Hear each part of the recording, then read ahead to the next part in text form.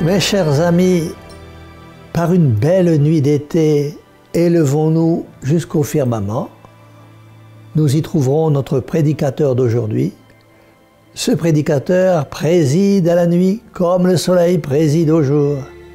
Il s'agit de la lune. Mes amis, la lune est le symbole de la très sainte Vierge, à qui l'Église applique ces mots du Cantique des Cantiques de la Bible, « Belle comme l'astre des nuits ». Comme la lune, Marie parut brillante dans la nuit.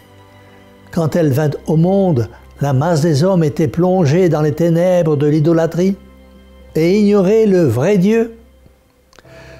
Sa naissance annonça la joie au monde parce qu'elle était le prélude de la naissance de Jésus, lumière du monde.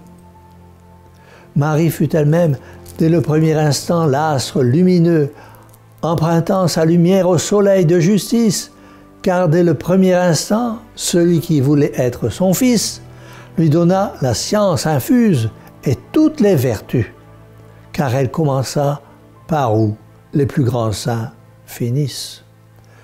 Dès le premier instant, elle les dépassa tous. Elle dépassa même tous les saints réunis.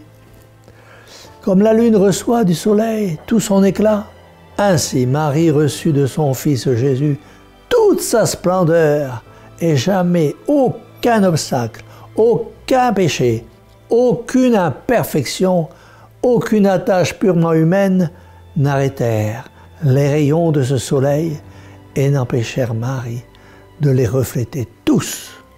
Enfin, même quand il y a des nuages et que la lune est voilée, elle diminue les ténèbres.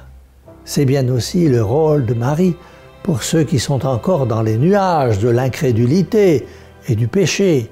Marie qui est là, dispensatrice des grâces de Dieu, diminue les ténèbres qui les environnent. Sa douce lumière dans la nuit de l'exil montre à ceux qui sont dans le désarroi ou plongés dans le péché le chemin du ciel. Demandons à Marie Immaculée, bel astre des nuits, qu'elle brille toujours au milieu des ténèbres de nos âmes pour nous préserver des égarements et des chutes. Mes amis, hélas, combien d'âmes restent dans les ombres de la mort parce qu'elles se laissent entraîner en bas vers les créatures et qu'elles ne savent pas s'élever au-dessus des nuages des passions. Combien de fois, mes amis, les créatures viennent se mettre entre les âmes et Dieu pour ravir à Dieu une partie de l'amour qui lui est due tout entier. Jésus nous a dit de nous aimer les uns les autres afin que chacun puisse, à travers l'amour humain, aimer le bon Dieu. Soyons de ces chrétiens qui mettent leur confiance en Marie, la Reine du ciel et de la terre, car avec elle, nous pouvons assurer notre salut éternel. La vie est courte, plus que jamais tout au long de nos journées, de nos occupations. Redisons à Marie 10 fois, 100 fois, la salutation angélique. Je vous salue, Marie, pleine de grâce.